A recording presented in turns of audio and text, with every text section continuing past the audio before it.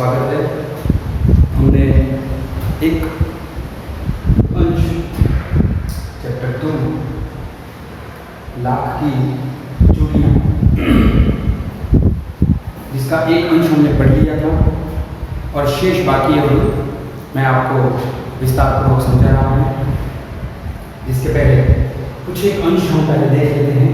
मैंने जो यहाँ मुद्दे के स्वरूप में बोर्ड पर लिखे हुए हैं, लेखक के पिता का अचानक तबादला ट्रांसफर, लेखक का 10 वर्षों या 8-10 वर्षों के बाद गांव जाना, बदलू का पैतृक पेशा बंद हो जाना, मशीनी युग से मनुष्य के हाथ कट जाना, पुरानी यादें ताज़ा होना, बदलू का पूरा जीवन संघर्षमय होना। तो मैं आपको वापस उसी पाठ में कुछ एक अंश वापस जो बाकी रह गए हैं उन शेष अंशों की बात बता रहा हूँ कि कभी कभी बदलू मेरी अच्छी खासी खातिरदारी करता था।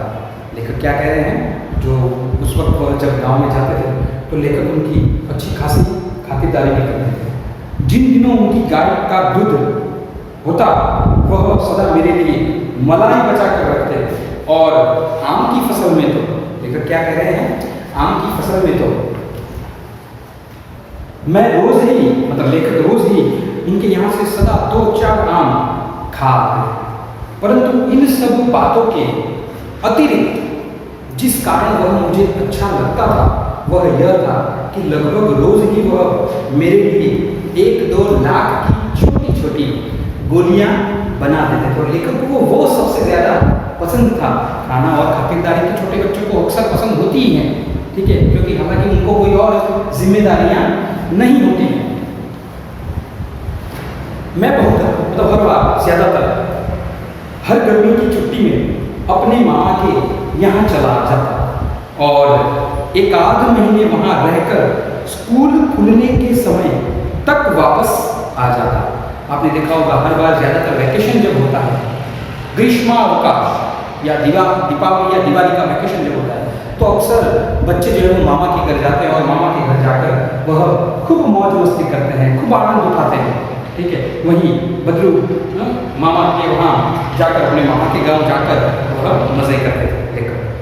परंतु 2-3 बार ही मैं अपने मामा के यहाँ गया होऊंगा, तभी अचानक मेरे पिता की एक दूर के शहर में बदली हो गई और एक लंबी अवधि तक मैं अपने मामा के गांव न जा सका।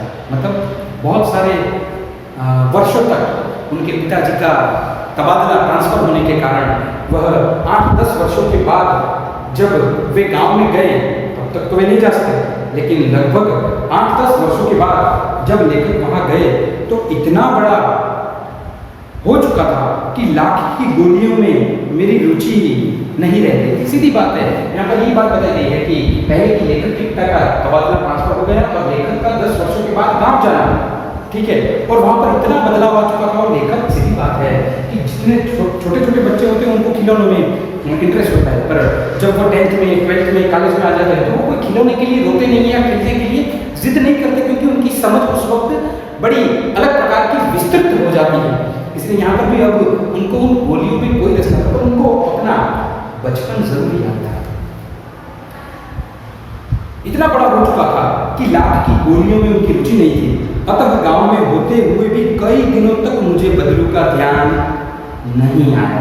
सोचो, इसी बीच मैंने देखा कि गांव में लगभग सभी स्त्रियां कांच की चूड़ियां पहन रही हैं और कुछ विरले ही हाथों में मैंने देखे कि लाख की चूड़ियां पहन रही। विरले बहुत कुछ अलग और बहादुर लोगों को जैसे विरले बोला जाता है, सही बोला जाता है, उसी तरह से बहुत कम महिलाएं थी जिनके हाथों में यह जो लाख की चूड़ियां जो थी वो पाई गई थी।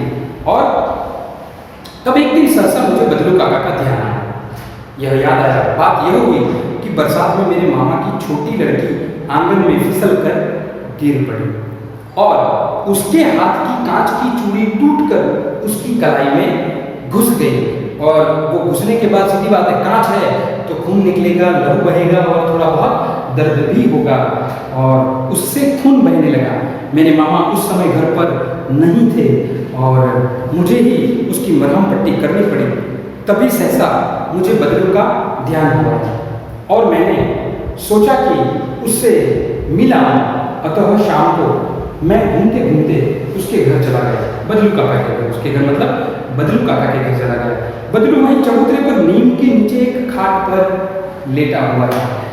अब बात यह थी कि बहुत वर्षों के बाद, वह जाने के बाद उनके बीच में बातचीत का कौन सा ब्यौरा चलता है और शायद लेखक को थोड़ा बहुत अंदेशा, आगाज जो है वो हो जाता है, मन में एक शंका सी पड़ जाती है। क्या होती है वो हम आगे देखते हैं। नमस्ते बदलू काका, मैंने कहा। लेखक ने क्या कहा? नमस्ते, जो हम सम्मानवाचक शब्द घर पर आए लोगों को या घर के बाहर के लोगों को हम हमेशा बोलते हैं। नमस्ते भैया। उसने मेरे नमस्ते का उत्तर जरूर दिया और उठकर खाट पर बैठ गया, परंतु उसने मुझे पहचाना नहीं और देर तक मेरी ओर निहारता रहा। मुझे देर तक ऐसे देखता रहा कि इस बंदे को कहीं देखा हुआ है, या तो ये चेहरा जाना पहचाना, या तो ये आवाज़ जानी पहचानी हुई। बहुत बार हमारे साथ ऐसा होता है कि बहुत सारी व्यक्ति हमें बहुत सालों के बाद मिलती है, तो हमारे दिमाग में एक बात बैठ जाती है कि इनको मैंने कहीं देखा है। बस यही बात बदलू काका के मन में भी थी। ठीक है, और मैं हूँ जनार्दन काका, पहचाना नहीं? देखो वो क्या कहते हैं, मैं हूँ जनार्दन काका, आपके पास से गोलियां बनवा कर ले जाता था। मैंने अपना परिचय दिया। लेखक का नाम क्या था? प्रश्न में बहुत बार आता है कि लेखक का नाम पाठ में जनार्दन था और वो अपना परिचय देते कि मैं जनार्दन, मुझे पहचाना नहीं काका। बदलू फिर चुप रहा, मानो वो अपनी स्मृति पटल पर अतीत के भूतकाल के चित्र उतार रहा हो, और तब वह एकदम बोल पड़ा। आओ आओ लला, बैठो बैठो, बहुत दिनों के बाद गाँव आए हो।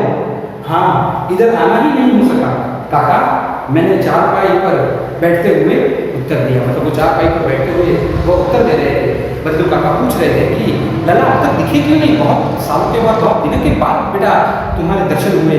तो खाट पर बैठते हुए वो बोल रहे हैं कि हाँ सही बात है आपकी, मैंने बहुत कुछ दिनों तक यहाँ पर मैं आया नहीं हूँ और आपसे भी नहीं मिला हूँ। मेरे पिताजी का तबादला हो गया था। ये सब सारी घर की जो सारी बातें हैं वो इन दोनों के बीच में वार्तालाप के स्वरूप में होती है। अब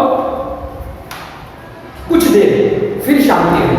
मैंने इधर उधर दृष्टि दौड़ाई, न तो मुझे उसकी मचिया ही नजर आई और न ही वह भट्टी जिसमें वह लाख पिघलाया करता था। मतलब वो पूरा माहौल इन 10 वर्षों में बदल जाता है। सीधी बात है, 10 साल तो बहुत है, 8-10 साल में तो इतना परिवर्तन आ चुका है, या इतना परिवर्तन आ जाता है कि जिसकी हमने कभी शंका, हमारे मन में भी ऐसा हमने ना सोचा हो, इतने बदलाव हमेशा आ जाते हैं। आप ही सोचिए, आजकल का जमाना हो, 10 साल पहले का जमाना कैसा था? ठीक है, आजकल काम नहीं करते काका? मैंने पूछा।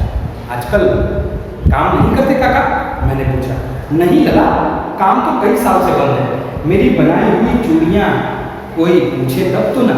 मतलब वो अंदर से एक तरफ टूट चुके थे, अंदर से बहुत मन के अंदर से दुख था, और उस दुख के कारण वह लेखक को बताते कि बेटा आजकल वो चूड़ियाँ लाख की पहनता ही कौन है और मुझे पूछता भी कौन है, और मुझे अब शायद ये काम करने की जरूरत भी नहीं।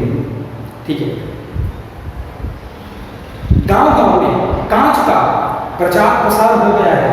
वह कुछ देर तक चुप रहा, फिर बोला, मशीनी युग है ना लला, आजकल सब काम मशीन से तो होता है। सीधी बात है, आप लोगों ने देखा होगा कि एक समय था कि कपड़ा, जैसे पाटन के पटोले, वो आज भी हाथों से वो साड़ियाँ बनाई जाती हैं जिनमें सोने और चांदी के हकीकत में तार बनाए जाते हैं।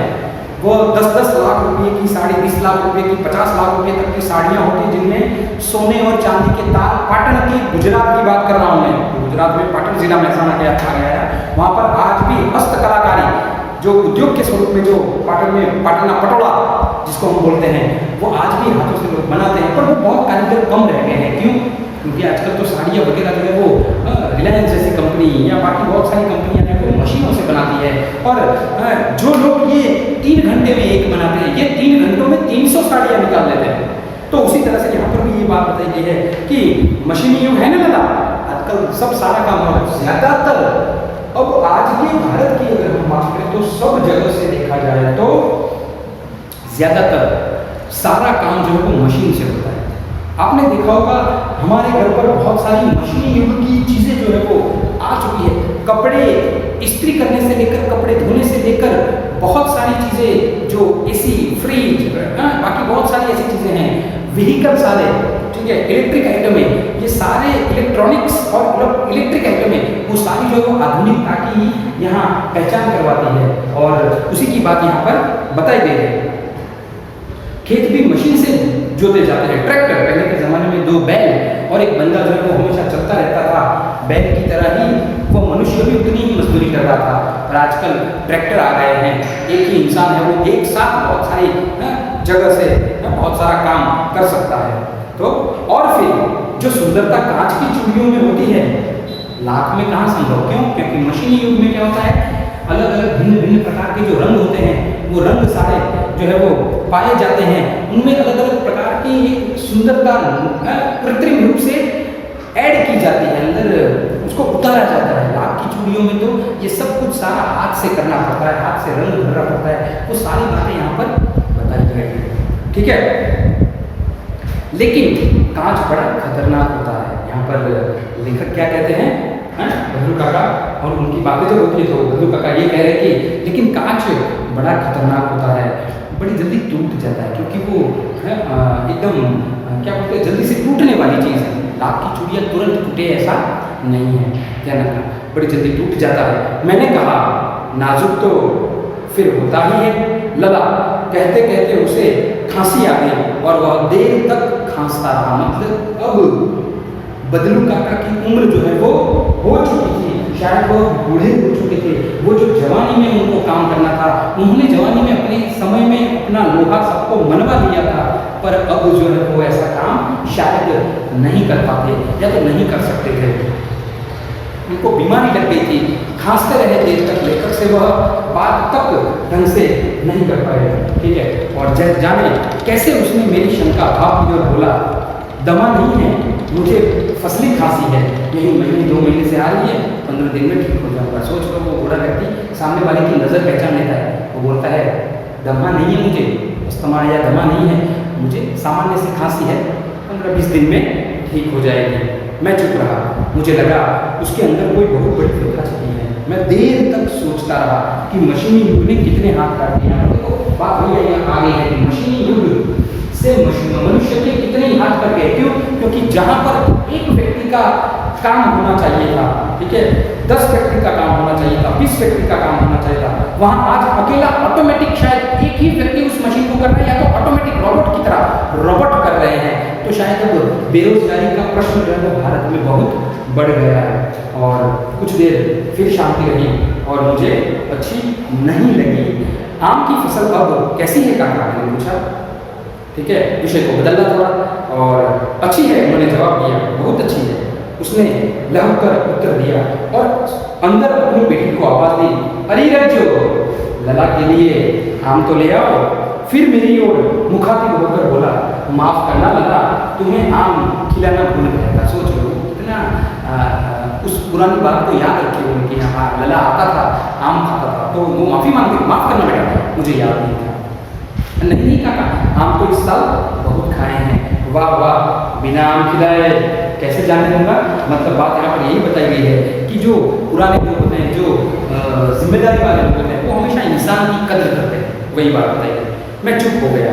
मुझे वे दिन याद हो आए जब मेरे लिए मलाई बचा कर रखते थे। वह क्या करते थे मेरे लिए? मलाई बचा कर रखते थे। वो जब भी गाँव में लेकर जाते थे तब उनको हमेशा ये याद आता था कि बदलू काका मेरे लिए क्या क्या करते थे। वो घनिष्ठता जो संबंधों में जैसे माँ और बेटे में होती है, वही घनिष्ठता वहाँ पर दिखाई जाती है, ठीक है। गाय तो अच्छी है ना काका? मैंने पूछा। गाय कहाँ है? लला 2 साल हुए बेच दी। कहाँ से खिलाता हूँ? कहाँ से खिलाता? मेरे पास कुछ था ही नहीं, मेरे पास वह सब सारी चीज़ें थी ही नहीं, तो मैं कहाँ से उसको बताता? ये शायद बातें जो है वो वह भूल गया था और इसीलिए ये बात इतने में चालू थी। और इतने में रज्जो उसकी बेटी अंदर से एक डलिया में ढेर से आम ले आई। वाह वाह, वह हंस पड़ा। शहरी ठहरे ना, मैं तुम्हारी उम्र का था तो इसके चौगुने आम एक ही बखत में खा जाता था। मतलब जवान जब मैं था तब तो मैं एक ही बखत में कितने सारे आम खा जाता था। आजकल तुम क्यों ऐसा हो मतलब कर रहे हो, ऐसे क्यों हो गए हो, वही बात हो गए हो, ठीक है।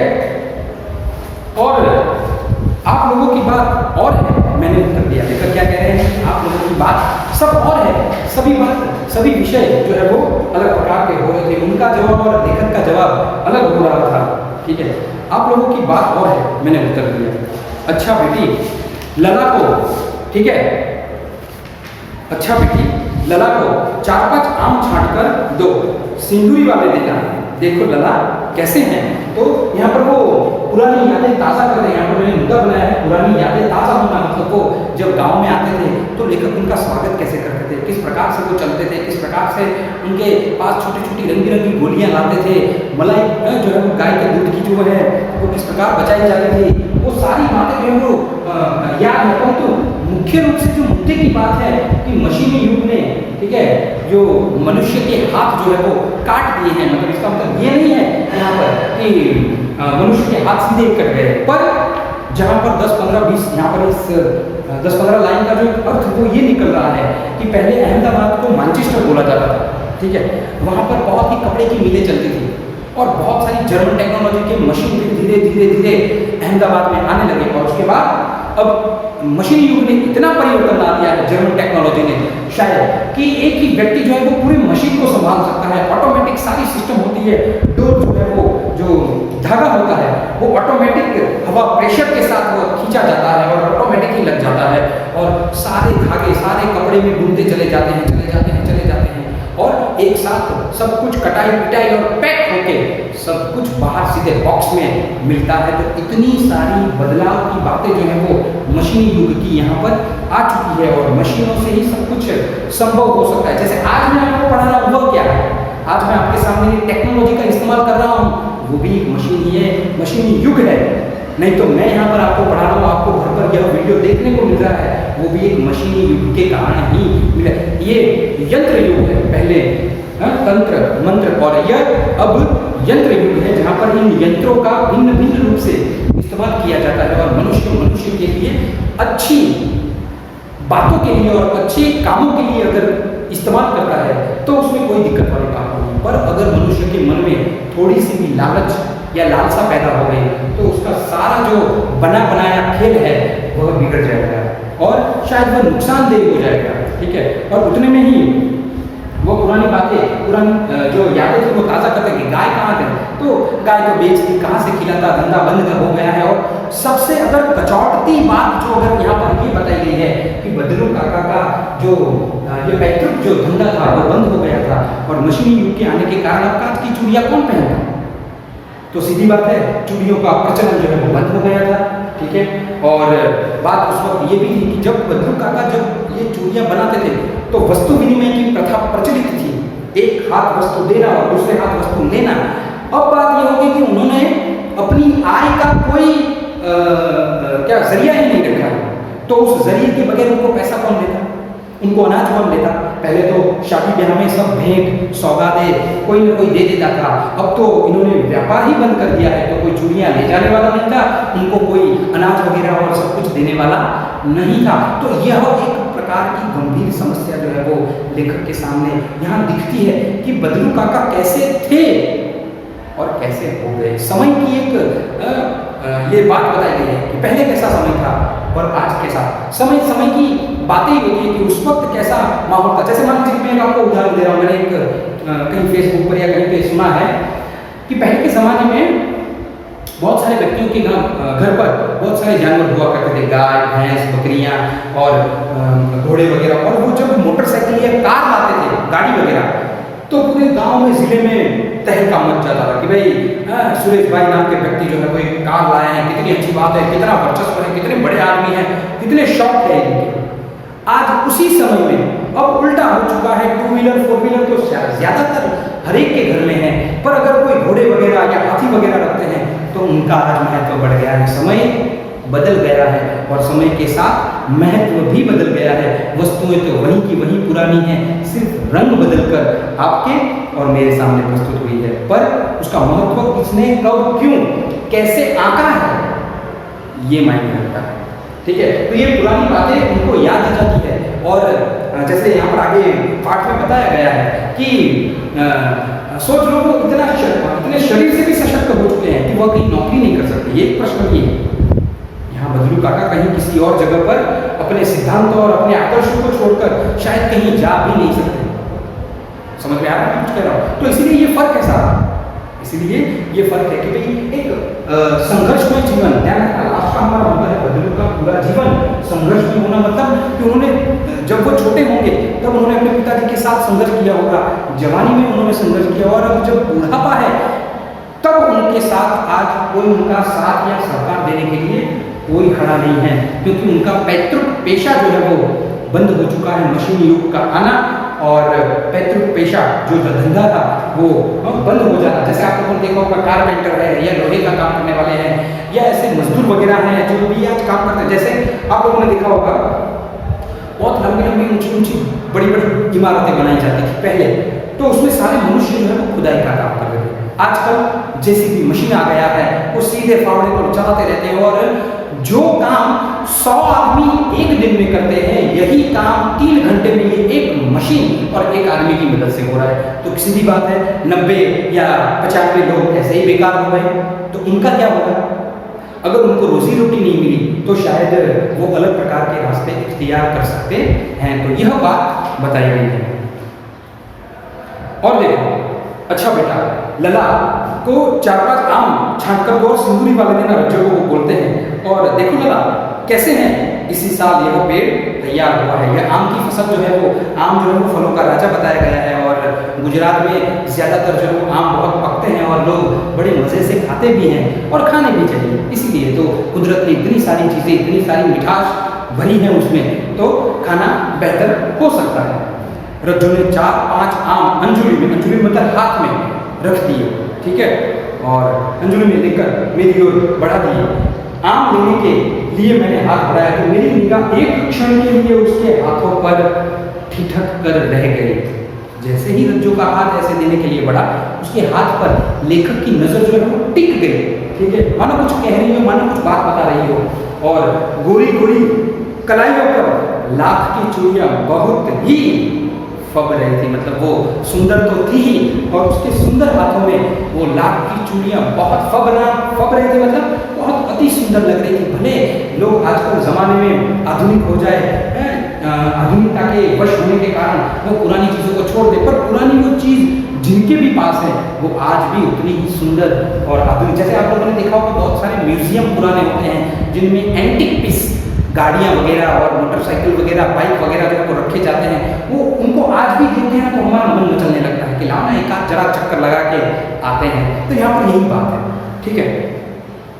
फिर बदलू ने मेरी दृष्टि देख ली और बोल पड़ा, यही आखिरी जोड़ा बनाया था जमींदार साहब की बेटी के विवाह पर। देखो याद रखना, ये बात बताते हैं वो अपनी मन की बात कि जमींदार साहब की बेटी का ब्याह था, मैंने यही आखिरी जोड़ा बनाया था, यही आखिरी जोड़ा जो है बनाया था। 10 आने पैसे मुझको दे रहे थे। सिर्फ कितने? 10 आने। शायद आपको पता नहीं है, पर इंडिया में आने का चलन था। जैसे 25 पैसा जो 4 आना बोलते हैं, उसका डबल 50 पैसा 8 आना, और शायद आपको पता नहीं है 1 आना मतलब 6 पैसा, और 6 चौके 24 मतलब 25 पैसा, और उस प्रकार से 50 पैसा मतलब 8 आना। ऐसे मैं खुद जब छोटा था तब मैंने वो 5 पैसा, 10 पैसा, 20 पैसा, 25 पैसा और 50 पैसा इस्तेमाल किया हुआ है। मैं खुद जब स्कूल जाता था तो कभी कभार, आजकल के बच्चों की तरह नहीं कि मम्मी सीधे 10 का नोट, 20 का नोट, 25 का, 50 का पकड़ा देती है बच्चे को, पर बच्चा जाके सब रेडीमेड नाश्ता, रेडीमेड पता नहीं क्या क्या अटर पटर खाता रहता है। तो ये एक बात है कि उस वक्त उसने सिर्फ 10 आने मुझे मतलब देने चाहे, पर एक सिद्धांत और एक मेहनत की, एक जज्बे की बात थी। तो क्या कहा गया कि 10 आने पैसे मुझको दे रहे थे, मैंने जोड़ा नहीं दिया, कहा शहर से ले आओ। वो एक स्वाभिमानी व्यक्ति था कि 10 आने में मेरी तुम कीमत कर रहे हो, मेरी मेहनत का ये तुम मोल लगा रहे हो। तो इसीलिए अब जो लेखक है वो सुन रहे हैं इनकी बात को कि बदलू काका क्या कह रहे हैं, वो अपने सिद्धांत और अपने आदर्शों के बल पर कितने दुखी हो रहे हैं। सिद्धांत और आदर्श होने चाहिए, पर शायद कभी कभार उनमें व्यक्ति की जो समस्याएं हैं वो बढ़ भी जाती है, आप लोगों ने देखा होगा। ठीक है, और उन्होंने कहा शहर से ले आओ। मैंने आम ले लिए और खाकर थोड़ी देर पश्चात चला आया। अब लेखक चाहकर भी बदलू काका की मदद शायद नहीं कर पाते। ठीक है, मुझे प्रसन्नता हुई कि बदलू ने हार कर भी हार नहीं मानी, मतलब वो हार गए थे पर उन्होंने हार कर भी हार नहीं मानी।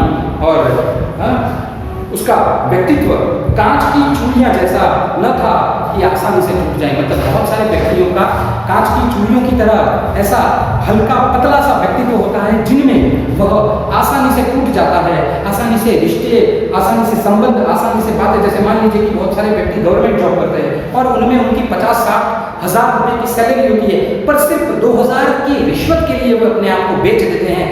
इतने हारे हुए या इतने हार मानने वाले या इतनी जल्दी हार मानने वाले बदलू काका नहीं थे। इसीलिए यहाँ पर लिखा गया कि उन्होंने हार कर भी हार नहीं मानी। उसका व्यक्तित्व कांच की चूड़ियों जैसा नहीं था कि आसानी से टूट जाए। और यहाँ पर हमें यह बात सीखने को मिलती है कि हमारे जीवन में कुछ संघर्षमय समस्याएं जब आती हैं तो हमारे आदर्श और हमारे सिद्धांतों को हमें कभी भी तोड़ना नहीं चाहिए, चाहे कुछ भी हो जाए। बदलू काका की तरह हमारे जो आदर्श और हमारे जो सिद्धांत हैं उनको हमें पकड़े रहना चाहिए, और ये सिद्धांत और आदर्श हमारे जीवन के मूल्य होते हैं। तो इस प्रकार से हमने आज लाख की चूड़ियां पाठ का दूसरा अंश पढ़ा, जिनमें बहुत सारी बातों का ब्यौरा हमने बताया हुआ है। आपको एक मुद्दे याद दिला दूं सिर्फ मैं। पहला, लेखक के पिता का अचानक तबादला हो गया। लेखक का 8-10 वर्षों के बाद गांव में जाना। बदलू काका का पैतृक पेशा अचानक बंद हो गया था, ऐसा अंदेशा उनको हो गया। मशीनी युग से मनुष्य के हाथ कट गए, मतलब वो सारा व्यापार बंद हो गया। पुरानी यादें जो है बदलू और लेखक जो है वो याद करते हैं, और बदलू का पूरा जीवन संघर्ष में रहा। इस प्रकार से पाठ लाख की चूड़ियां जो है वो आज हम समाप्त कर रहे हैं। इसके प्रश्न और जवाब हम बाद में देंगे। धन्यवाद।